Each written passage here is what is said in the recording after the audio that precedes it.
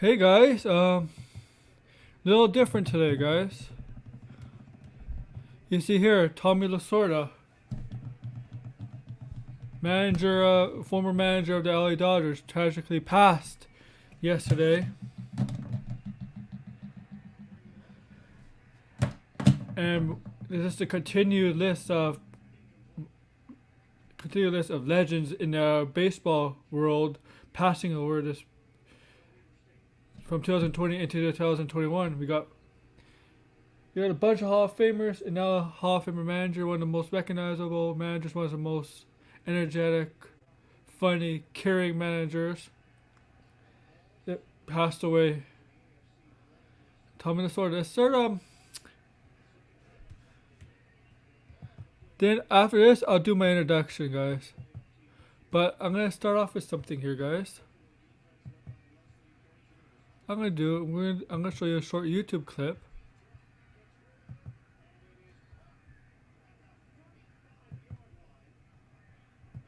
Oh,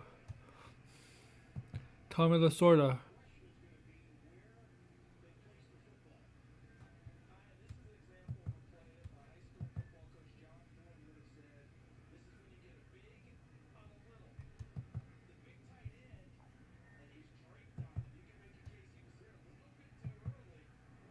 Here we go.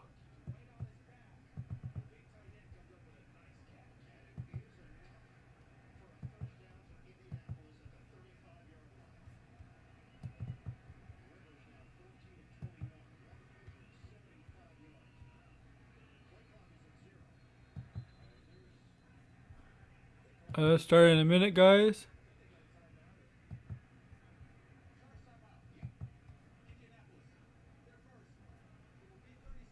The score behind me, 17-10 Buffalo.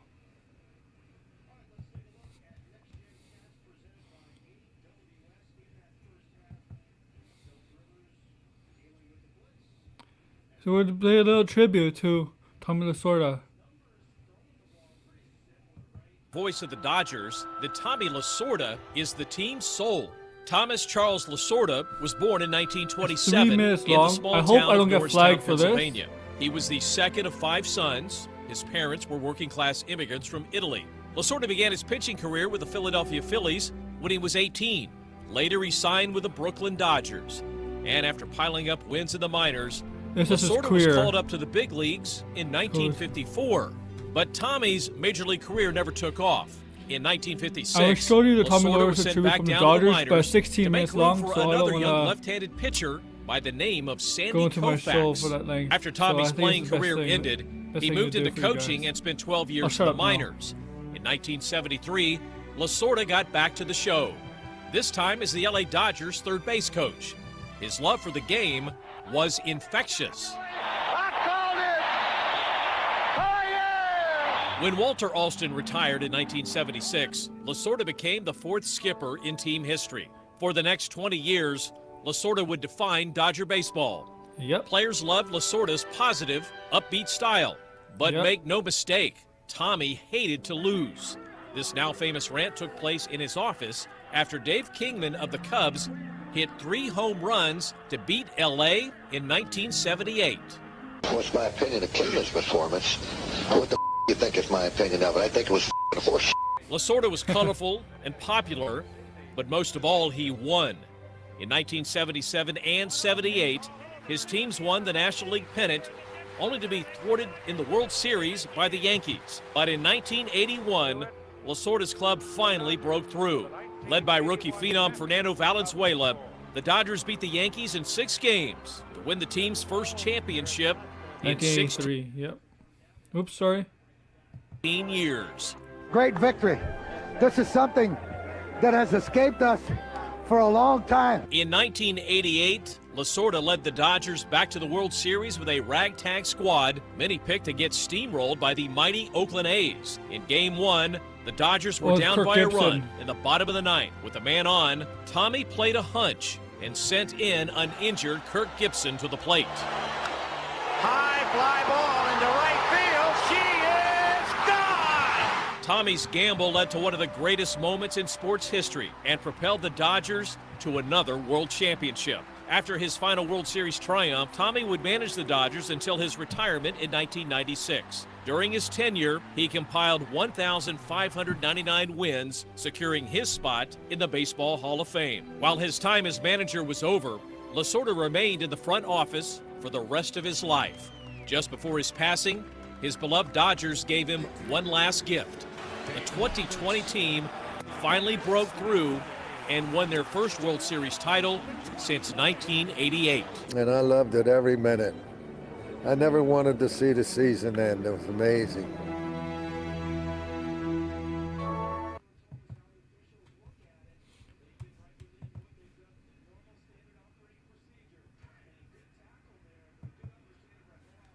Well, I hope I don't get flagged for it. I'll introduce my show in a bit. Yes.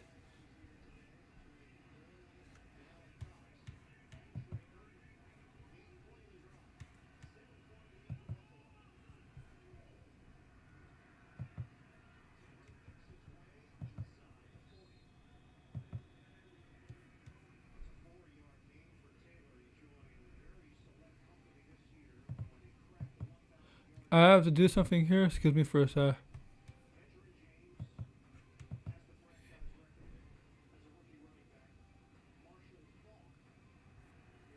Yeah.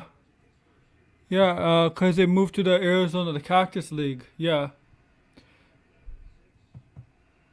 Yeah. Did you hear? Ron, have you watched MLB Network's documentary on that? How nobody thought Kirk Gibson was in no shape to play that, no shape at all to even pinch hit that game, and that was huge.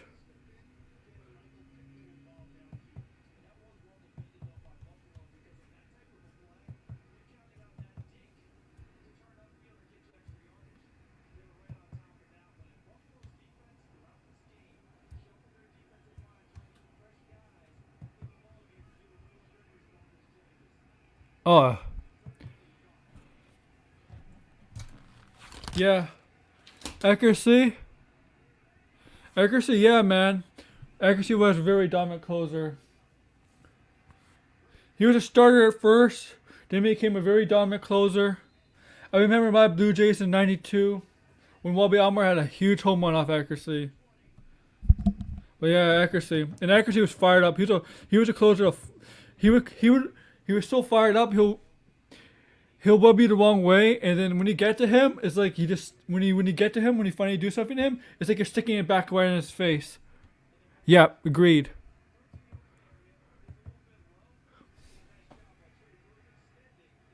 And it's still 17-10.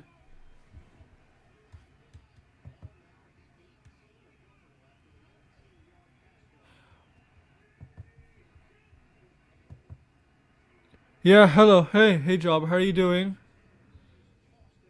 Yeah. Smote? Oh, yeah. Definitely. Definitely Smote. Starter into closer. But you remember, Ron, most closers were usually starters at one point, either in the minors or a little bit in the majors. You don't develop relievers as a closer. They usually are starters. At one point, they just couldn't start, and they have good enough stuff to become a closer. I'm good, man. I'm good. I'm very good. I'm just going to getting into the swing of things for this episode. I had a tribute to. I know you're in England, but I had a tribute to a baseball manager, legend baseball manager.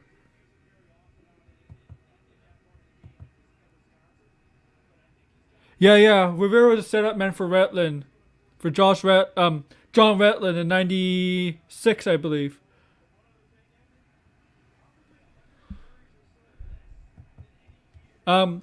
Guys, let's get to more baseball news that happened this week. Huge news, guys.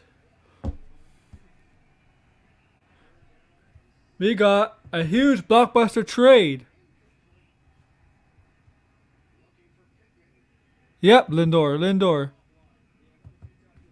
Who's blockbuster? The Mets traded with the Indians for Francisco Lindor and Carlos Carascco. Now, I like this trade for the Mets. I do not like it for the Indians. The Mets, great trade. Great trade. They got an elite level shortstop, a solid number 2, number 3 pitcher in Carascco. Behind DeGrom, they needed an upgrade in the rotation behind DeGrom. Maybe Syndergaard comes back healthy. If Syndergaard comes back healthy, it's even bigger. But this trade, none.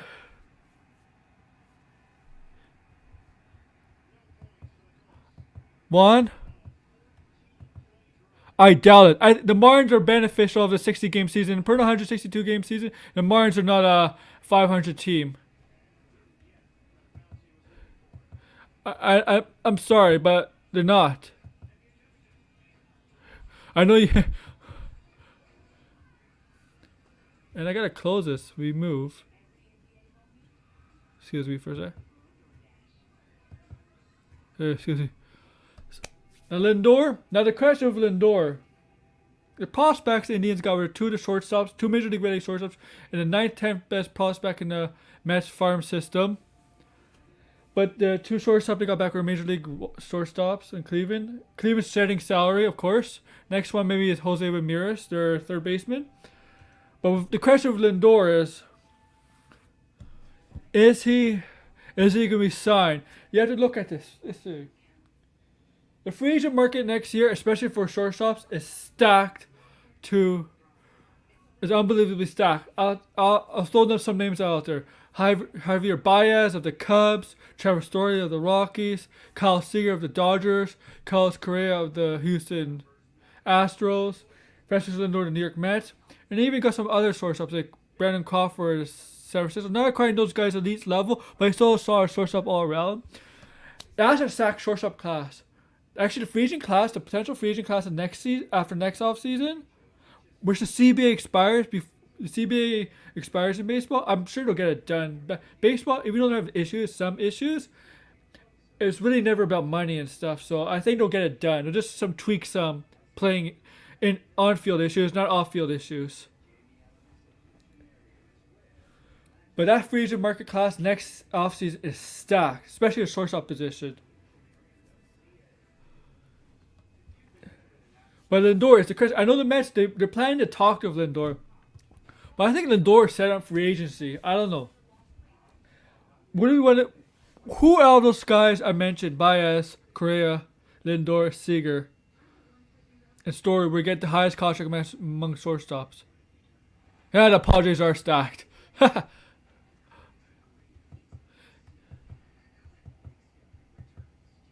I really do like the rotation. Even I think the rotation needs to be a little upgraded to back end, but because Clevenger is not healthy, he's gonna miss all of this season.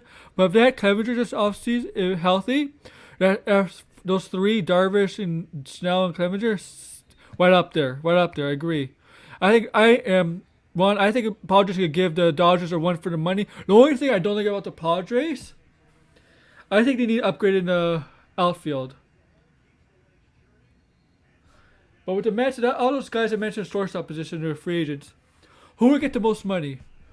I think Baez is a little overrated. He's tremendous defensively. He can hit for power, but he doesn't have a good on-base percentage. His average, I don't know. I think I'd rather take Correa, Seager, Lindor, and Story over him. I know Story has the Colorado thing. I know Story has the Colorado stadium. You know, Colorado is your offensive stats may be inflated. For DJ LeMahieu, it hasn't shown that. He was hitting much better in Yankee Stadium. And I know Yankee Stadium is a hitter's ballpark, but it's not Colorado. I think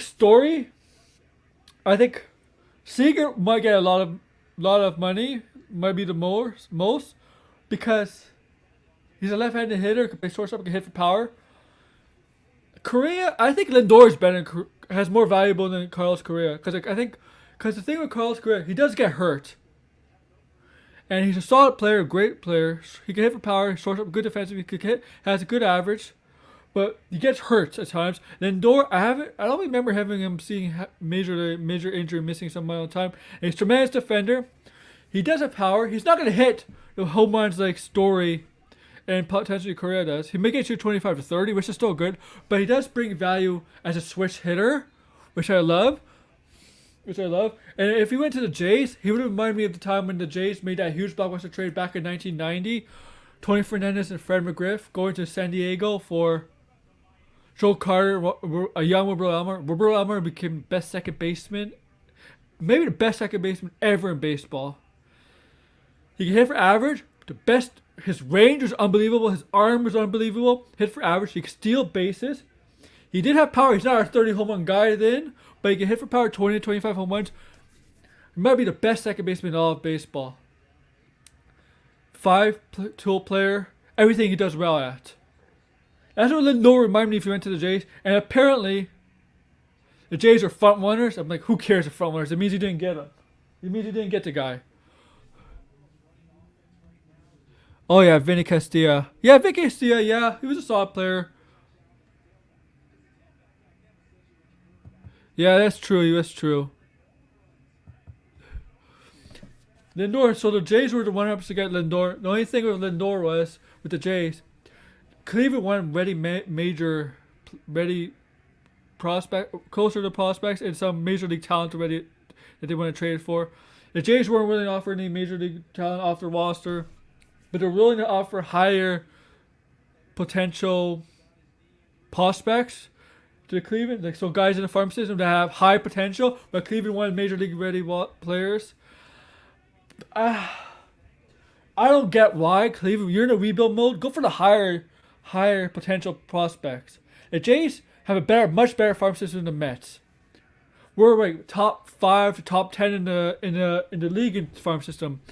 Yes, you're not going to get our top prospect in Austin Martin. You're not going to get Nate Pearson. Maybe not get Alex Manoah. Sorry, if you don't know the Jays, I know the Jays prospects. Maybe Jordan Groshans, but I think Jordan Groshans has a chance to be their third baseman of the future. But still, we have a lot of prospects in our system that have huge amount of potential, especially our catching depth.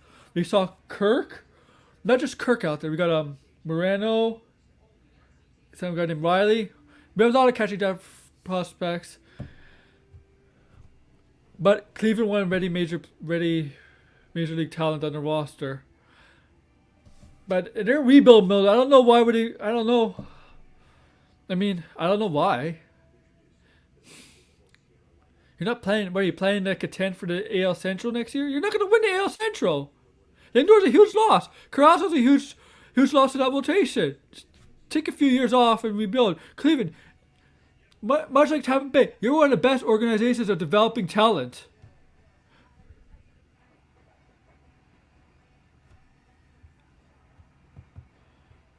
Oh yeah, Shelby Miller? Yeah, man. I don't think the Padres are gonna be like the Diamondbacks. I think Padres are doing it the right way. Diamondbacks went into more of a spending spree.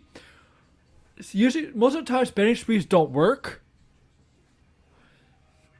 But yeah, Shelby Miller's his career to tank. And Darby Swanson started off slow, but he's developed nicely into a solid player. Yes. It's going to be a battle between the Twins and the White Sox. I have the White Sox ahead of them because I like the upgrade of Lynn. Eden's a solid addition to a young outfield core of Jimenez and Roberts. I like Tim Anderson as shortstop. Jose Abreu, MVP monster year. I put the White Sox a little bit ahead of the Twins. Twins need upgrade the rotation, especially behind Berrios. Alderossi is a free agent. They need to upgrade their bullpen. They also need to re-sign Nelson Cruz, and they need Josh Jellison to be healthy. If they get Nelson Cruz back and Josh Jellison fully healthy, that's a dangerous 1-2 right there, offensively. But I still think it's the White Sox favorite to win that division. I had SRS on the show, Sean Westap, for a little bit on the show yesterday. He asked me my predictions, who's the best team in the AL. I still picked the Yankees, but they have to re-sign DJ LeMahieu first, which I think they will. Tampa Bay, I think, is going to take a step back. Losing Blake Snell is huge. So, yeah. Padres, I see the Padres potentially overtaking the Dodgers for the division in the NL West. And apparently, today there's a free agent signing. Kyle Schwarber, former Cub, is going to Washington for 1 year, $17 million. 1 year, $7 million, not $17 million, but he has an option for $11 million. I'm like, Schwarber to the Nationals? Are they thinking they're gonna have a universal DH? Because you don't want Schwarber in the field, guys.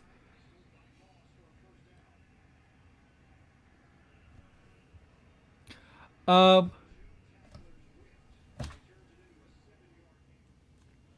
not sure. I know for wrestling they would. I'm not sure for NFL. I've seen people do streams or on people's streams have TV in the background. I don't know. That's a good question. I know WWE wrestling would. The wrestling world would. And if it's a so I'm not sure. Besides, you can't really see what's happening. Most of the people can't really see what's happening, right? Maybe I put the volume down. Yeah, I know. I'm hoping they don't flag me for that because it'd be total bullshit. And where was I? Oh yeah, Schwarber's going to the Nationals. This guy is overrated. I remember when the Cubs were in their World Series years, like, oh, Schwarber's one of the key core guys. No, he sucks. He only can hit home runs. He has 220. His low average, he could barely hit over the Mendoza line. He can hit home runs. Boopy doo. I can hit home runs with a bad average. He can't field, and he's going to Washington. We don't even know if there's going to be a universal DH. He's not a National League guy if there's no DH. He's an American League guy. I know on one year deal he's fine. He could maybe get some value, but I don't know what. I don't know if there's no universal DH. He's useless in the field. One of the most overrated players the past few years. I remember how much the Cubs were pumping up him as one of the key core guys. And look, 3 or 4 years later, he's gone. Because they know. And okay, let's see if there's any baseball news out. Any more baseball news? Because if I get that's not important. So the Japanese pitcher, yes, 100%. 100% he's overrated. I think Rizzo is good. I think Bryant, the thing with Bryant, he's either good or bad. 1 year he's good, the next year he's bad. 1 year he's good, 1 year he's bad. He's inconsistent. Bryant's inconsistent. And oh yeah, apparently the Mets and the Cubs are talking about Chris Bryant. He's either good or bad with Chris Bryant. So he's really inconsistent. I think Rizzo's a good first. I think Rizzo is their best overall player because he doesn't have usually a bad year. But I agree with you on Bryant. He's either good or bad.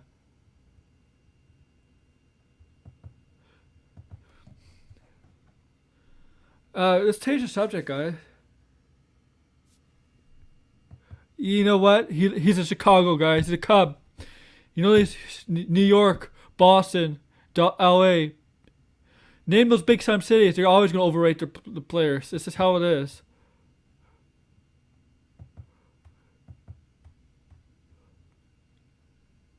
So let's go to basketball, okay?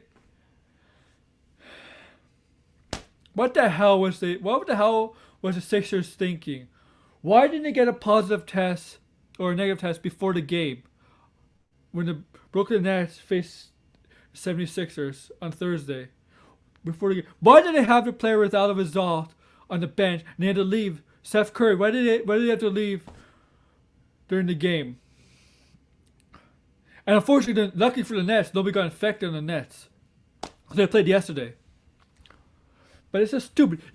Don't make the stupid same mistakes baseball made earlier in the season. Guys. Because remember, there was a threat at baseball shutting down. And baseball got to act together. The players got to act together. Don't make that same mistake. If you don't get a test by game time or during the day, a result, you're not playing. I'm sorry. You're not playing. You're staying in a hotel room, isolate by yourself until you get a result back from a test. if you don't, yes.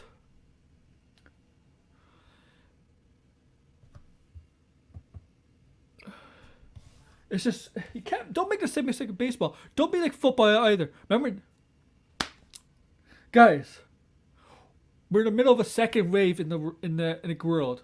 Infections are going up. Yes, the U.S. the vaccination rate. Yeah. Exactly. And look, and Philadelphia's playing today where it's like 6-7 players. They're trying to convince Embiid not Russell. Simmons to play. Yeah, you're right. You know what? Yeah, with the Browns. The Browns have been that for like 2 or 3 weeks already. I don't know what's going on with the Browns. Like, I don't know. They've been like this for 2 or 3 weeks with the Browns. Yes, infection rates are going up in the world. It's a second wave right now in the world. And we're getting vaccinated. Look, the U.S. they say they need to get at least millions to 2 million to maybe 3 million people to vaccinate a day to reach herd immunity by summer or something. As of yesterday, I found a report. Only 865,000 people got vaccinated yesterday in one day in the U.S. So it's going up. It's going up. The vaccinations, guys. But you gotta get to so most likely next week, by someday next week, 1 million people a day in the U.S. will get vaccinated. So it's progressing, guys. It's progressing. Now, some football and baseball stadiums, since they don't have any football in them right now because some teams are out of the playoffs, and some baseball stadiums are willing to set up vaccination sites to get thousands and thousands of people vaccinated in the stadium. That's what they gotta do, and that's what they're starting to do in the U.S. is open up more places for more vaccination sites so more people get vaccinated. Because you guys, you could beat this virus. The only way to beat this virus, standard stuff, mask, SD, social distancing, wash your hands. But you gotta get vaccinated, and it looks like I'm saying this by next week, 1 million people a day will be starting to get vaccinated. But it will take time. They say January is supposed to be the worst month, and possibly February could be bad too. But I think by March, April, and May, we're gonna see a little bit of improvement because right now in the U.S. you have Moderna and Pfizer. That's in the U.S. Same Canada, same vaccines are out, but we're gonna get Johnson & Johnson probably in February. I think Ron knows this more about me because he's a pharmacist, right? We're gonna get probably Johnson & Johnson and Oxford one's out in the UK, and they're vaccinating like crazy there. We're gonna get that. That's 2 new vaccines. And the thing about J&J, that's 1 dose, not 2 doses. So you don't have to come back for a second dose. That's huge. That's a huge game changer. So we are gonna get better. It's going up. So with J&J and Oxford possibly being improved, I think J&J will be approved end of the month or early February. We could get to 2 million vaccinated a day in the U.S. I think 3. I know some are saying, some scientists who work in this field say we have to get 3 million vaccinated a day. I think that's too optimistic, but I wouldn't be surprised if we get 2 million. And if you do 2 million a day, let's do a calculator. I know this is going off tangent here, but 2 million a day times 7, that's 14 million a week times 4 weeks. The month is usually 4 weeks, right? That's 56 million a month. And times 56 million times 12 months, that's 672 million. Okay, we're not gonna. So you can vaccinate the U.S. twice over, whatever. 600. Yeah, that ain't gonna happen. 672 million, guys. That's what it is. We'll be out of the pandemic then. UK will probably be out of the pandemic. UK's aiming for spring. They're aiming for spring. But Johnson & Johnson, Oxford, AstraZeneca, most too likely. I don't know when AstraZeneca is going to be approved in the US and Canada. Johnson & Johnson, I have complete faith it's going to be approved in this month or early February in both countries. And we will get there, guys. We will get there. And April is hopeful at general population. But I think this is what I think. I think most, they say Dr. Fauci, and even Canada says this, April is when the general population is going to get the vaccine. I think they're going to start earlier in March. or even late February, because I think they're getting, because of these new variants, which it looks like the vaccines will work on, but to be able to transmit it more to people, they need to vaccinate much people as possible and limit the transmission of the virus, and to get people not sick, not end up in the hospital. So I think there's a chance April may end up becoming March. But so yeah, this thing with the and now in the Celtics, guys, today Tatum has been quarantined for 10 to 14 days, and they had Tristan Thompson and 2 other players out. It's getting really bad in basketball. I know it's hard. I know it's hard because they don't play in a bubble. The G League is going to a bubble, and Disney, where the NBA was in August, in September, October. The G League is going to do that with 18 teams. So the G League might be fine, guys. Might be fine. But this is dangerous. I think basketball is going to do whatever it takes. They're going to try to get through this. I mean, basketball season, the first half is 36 games going to early March. We might be seeing a little improvement. NBA's been talking to health officials. They've been told that January is probably going to be the worst month. And then February, March, and April will probably be better. Depends how many people get vaccinated. I mean, like only 7 million Americans got vaccinated. Only almost 300,000 Canadians got vaccinated. I don't like that, but vaccination rates, the people getting vaccinated day by day, is going up. So that's a positive. And I know the UK is happening in the UK too. It's going up, even though the infection rate is. But it will come to a point where the virus will go down as more people get vaccinated, and more time, and as people get build up immunity for the first dose and the second dose. Remember, after the first dose, 10 to 14 days it takes for you to build immunity, and the second dose, whenever Pfizer's 21 days, and I know the UK is going against that. Moderna's 28 days, so basically a month. AstraZeneca is 90 days. So the reason it's 90 days because good evidence on the first dose as it's strong, so they could do it 90 days, 3 months later. And Johnson & Johnson's 1 dose. And later in the year, maybe by a little bit by springtime, we're gonna have another vaccine, Novavax. And according to most scientists that work in this field, that might be the best vaccine.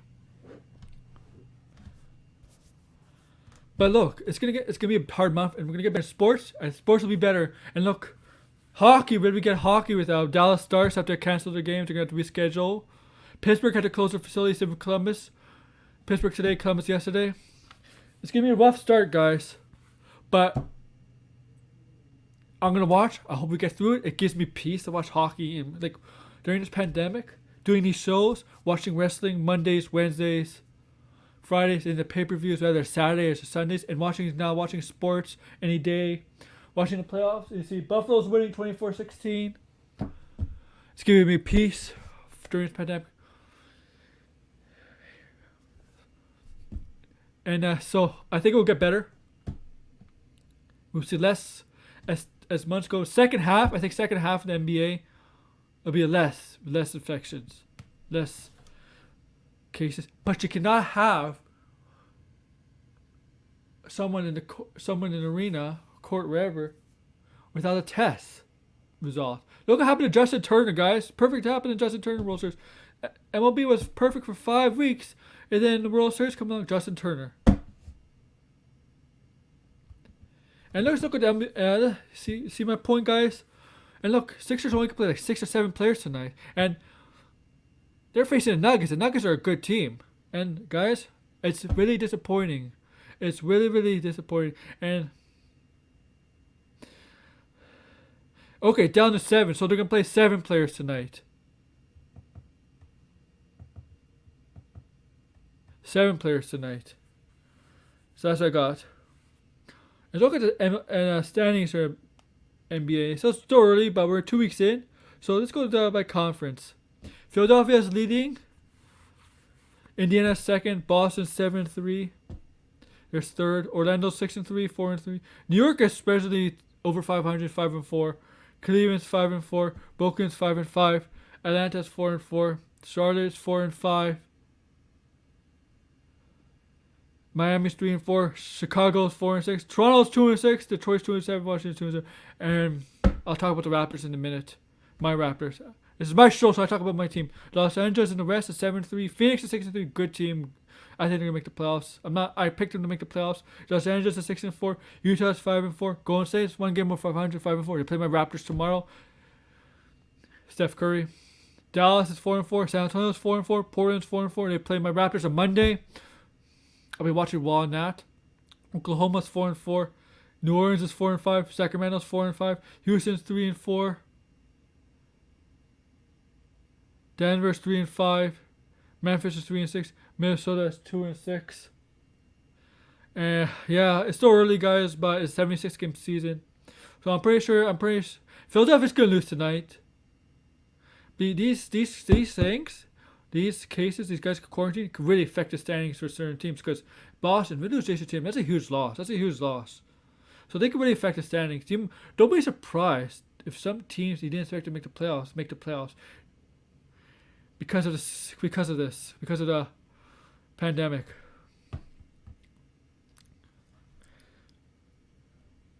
I'm gonna talk about my Raptors. I asked the Raptors got to win yesterday against Sacramento, big deal. But Sacramento, okay, they've not been playing well. Their defense has taken a huge drop off. Their offense is not there. So Ibaka and Gasol, those are two huge losses. Baines has been terrible. Their bigs have been terrible. Lane Baines. The only big man has been, well, it's Canadian Chris Boucher.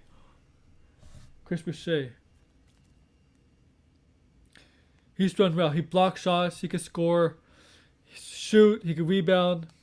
The only thing is he's skinny, so against big players, he'll struggle against.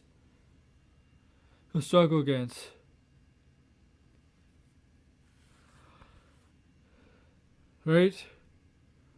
But the thing is, Van Vliet's been playing very well. Lowry's been playing very well. He sat out after the game for personal reasons. We don't know why. I'm not going to speculate. Kyrie Irving did the same thing. I'm not going to speculate, but, I don't know what Kyrie, this is a different story. But they've been struggling.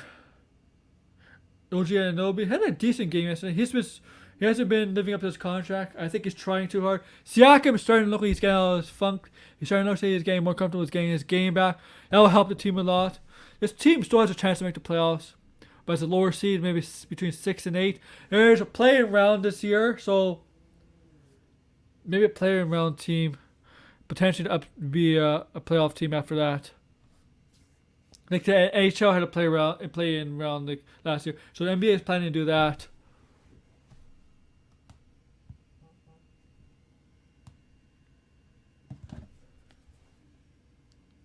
The Bills are winning.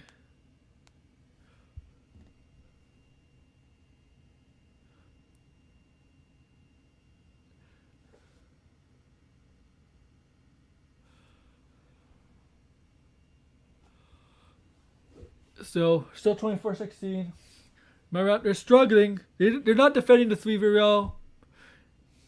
Teams are shooting ridiculous field goal percentage from threes. They're just stuck. They're struggling. They don't have the same passion or heart as they once did. I think losing Ibaka and Gasol really hurt their lack of intensity. You can see teams knowing, we could go inside. They're not as tough as they once were. Like, I remember the reputation the Raptors once had during the playoff years. They were not tough. And then guess what? They got Kawhi Leonard, Danny Green, Serge Ibaka, and Marcus Gasol. They all suddenly became tough.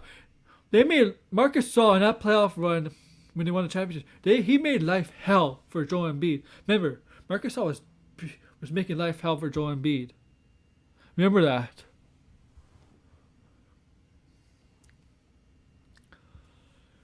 They just don't have the same intensity, the same passion. But it looks like it's starting to come back. Maybe confidence is starting to come back. The swag is starting to come back. They got to win against Golden State in Portland. They have to start turning in it. It looks like they're starting to show signs. Even that Phoenix game, they're showing signs.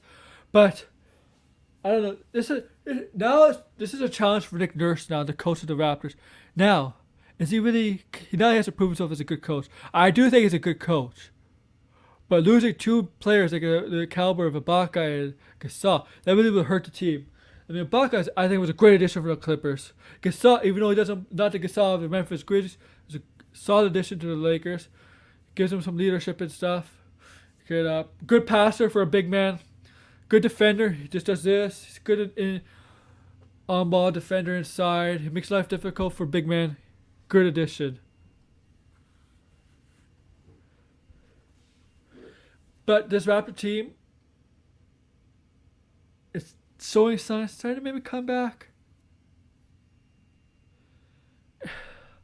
Hard to tell. I mean, they got to win against Golden State and Portland. You got to see, man. It's a 72-game season. Right? Still a chance. Still a chance. I mean, they're going to be ahead of the Knicks, right? The Knicks, I know the Knicks are 5-4, but they're still better than the Knicks. Still better than the Knicks. That's the first win of the season. Okay, I guess there's not much to rant, but you know how I feel. You know, I'm on Twitter. I've said I'm not happy with this team. I think I'm on my Facebook page. I mentioned I don't like this team. I don't like this makeup of this team.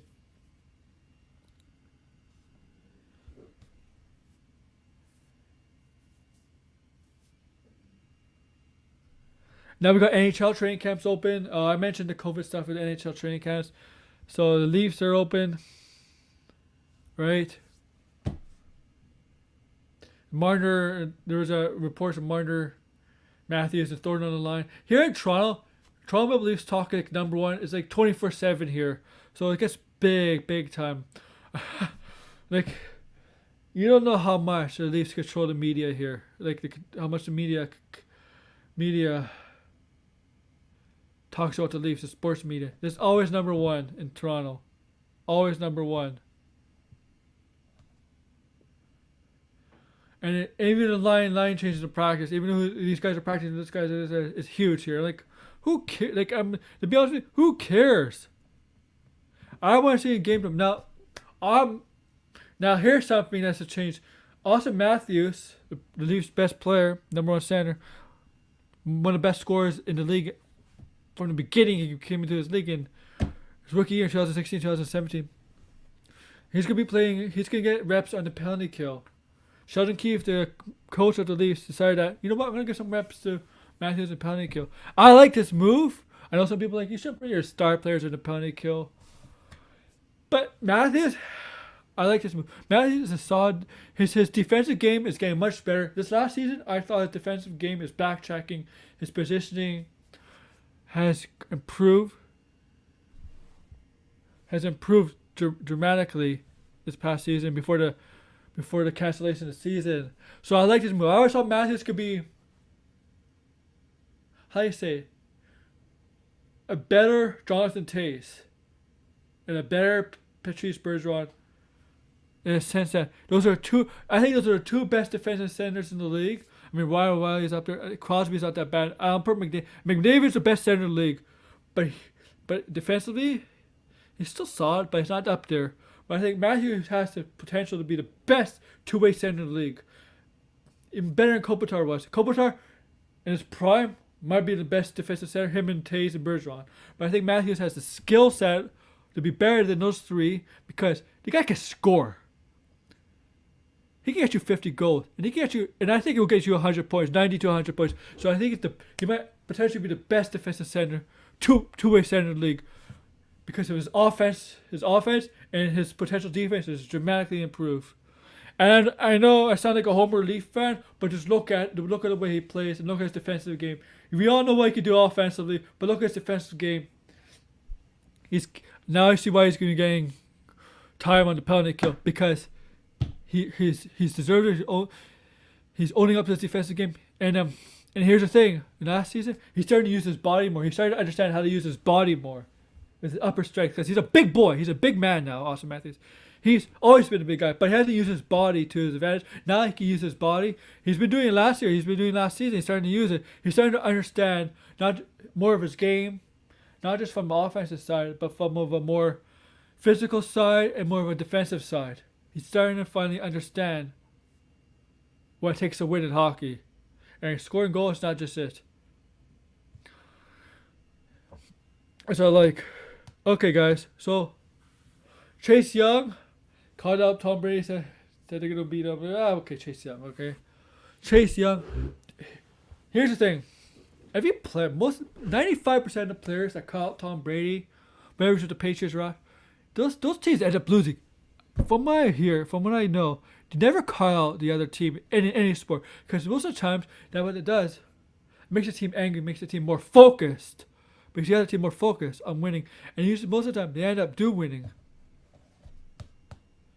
And especially Tom Brady. Do not call out Tom Brady. Word of advice of any NFL player, whether it's on an NFL roster now, or is a free agent, or is entering the draft, never call out Tom Brady.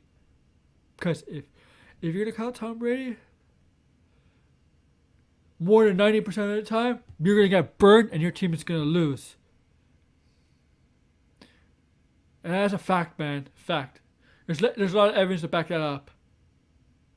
There's a lot of evidence to back that up. But by calling out Tom Brady, it's a huge mistake. Never call him out.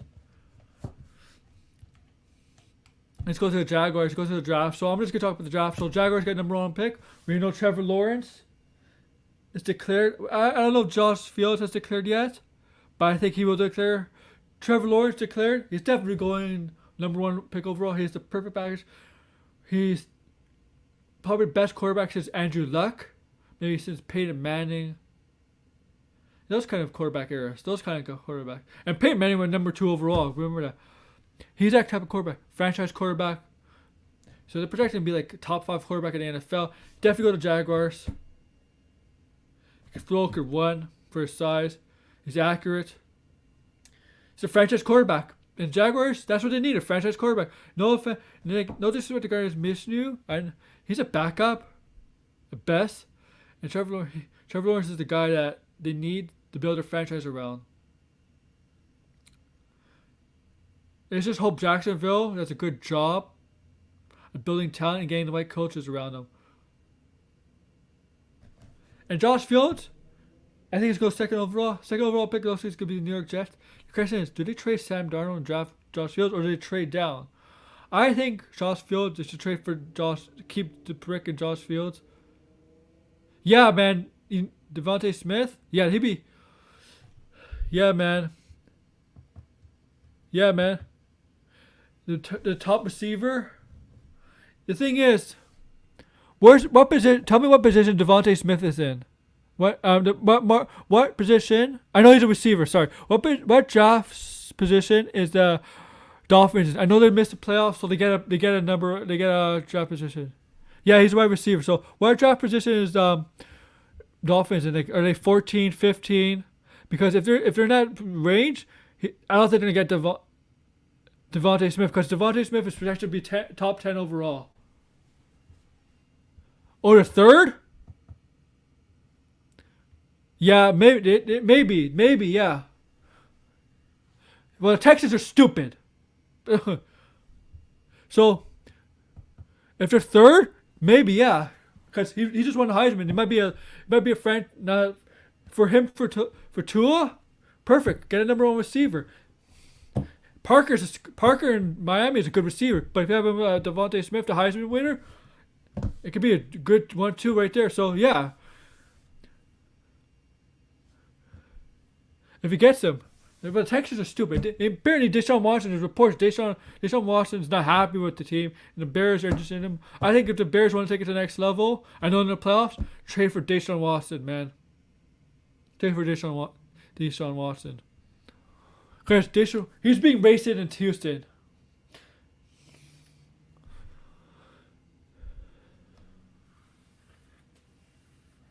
But yeah, Josh Fields, I think the Jets should trade Sam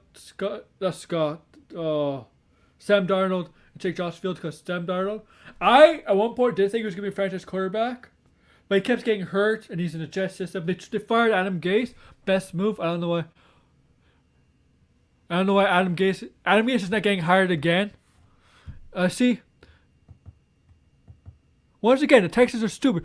What? Tell me, what trade was that for? What was the deal in that? Can you tell me what the deal was? Was that for Larry Tunsil? Larry Tunsil, right? See, here's the thing is. That was Larry Tunsil, I believe.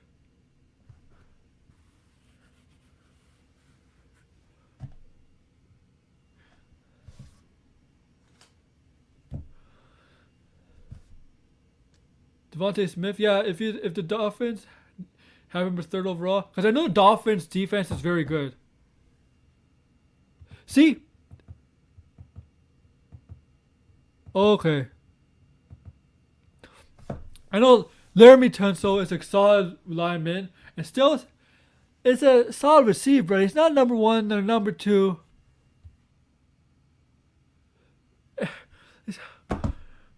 You don't trade a lineman or a receiver like that for number one and number two draft picks. Now for first round and number two draft picks. You don't trade that caliber of players. I mean, look, Stephon Diggs. That was a good trade for the Bills because Stephon Diggs is an elite receiver. The Colts traded San Francisco Buckner.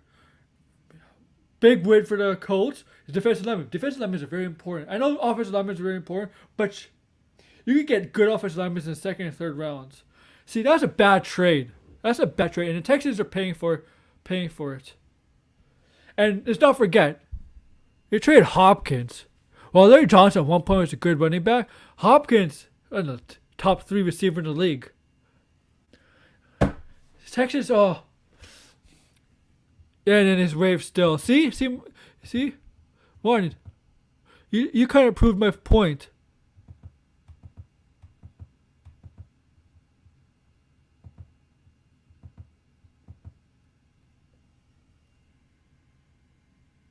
See, kind of proved my point. I'm gonna be back. I need a drink.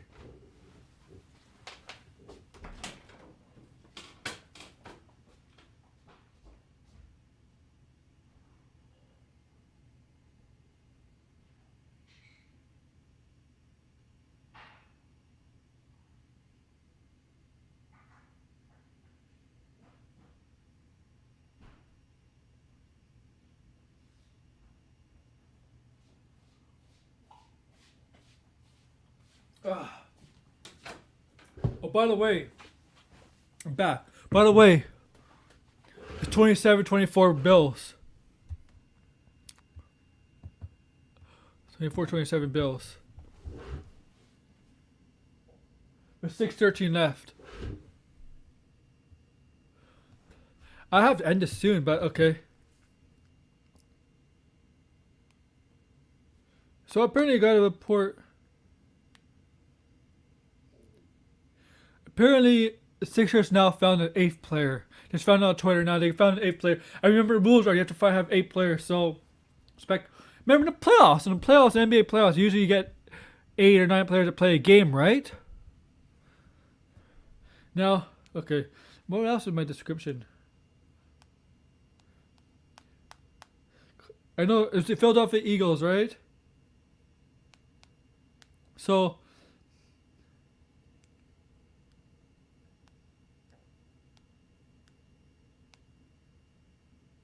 I'll give you my Super Bowl picks too. I promise you that. So we got the Eagles. They're gonna trade Wentz. I think they're gonna trade Wentz. My guy Patrick Mason, Twitter. I talked with them on Throwback Show. Ron remembers this on a Throwback Show this past Tuesday. We didn't talk Eagles though. We didn't talk sports. But he thinks they're gonna go to the Colts. I don't know. It's up to Philip Rivers. Go to the Colts. Because if they do the Colts, it could be a future playoff team. And they're in the playoffs now, but. Look at Josh Allen. He got sacked right here. I mean, this is where Josh Allen. He has to show his clutch in the playoffs. Same with Lamar Jackson. But Wentz, I think they're going to trade Wentz. They're going to build one Hurts. I don't know if they believe in. I don't think they believe in Hurts either. But I don't know. There's problems in Philadelphia. Wentz does need to change a new scenery. Change a new scenery. And any team that needs a quarterback and like events.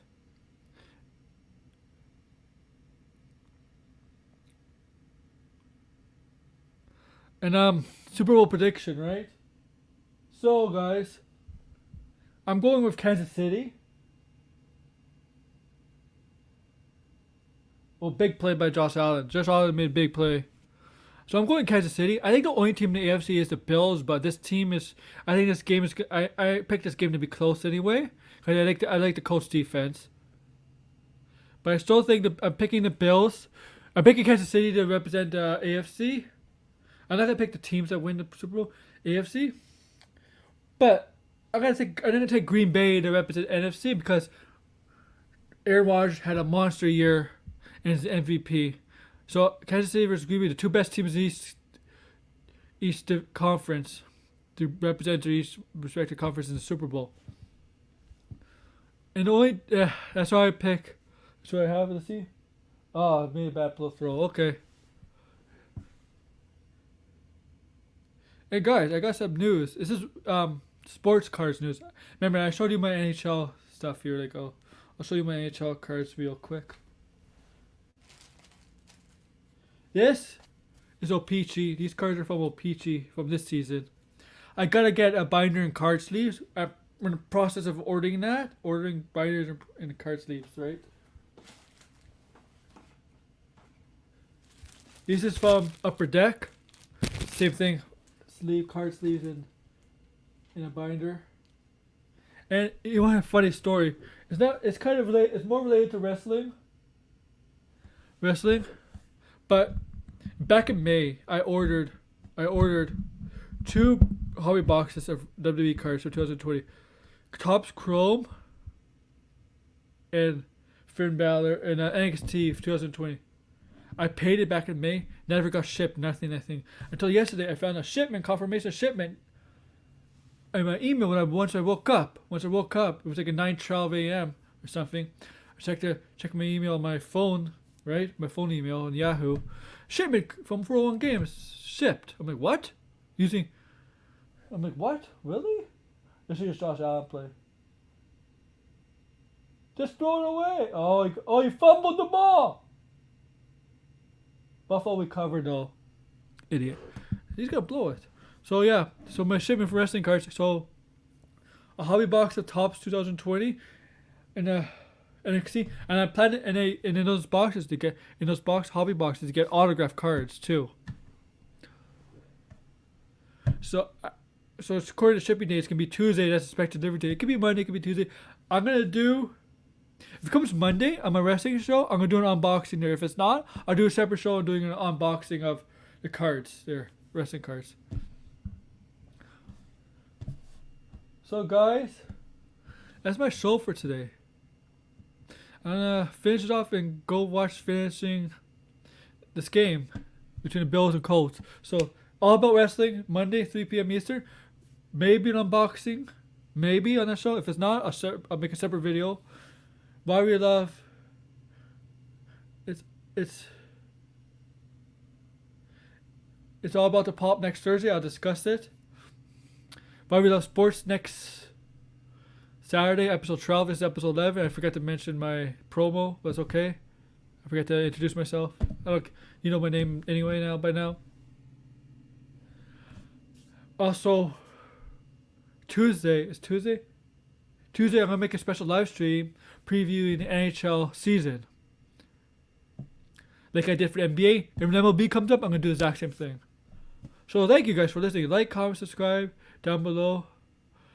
And have a good day and enjoy the football games if you're in America, if you enjoy the NFL. So have a good day, everybody. Take care.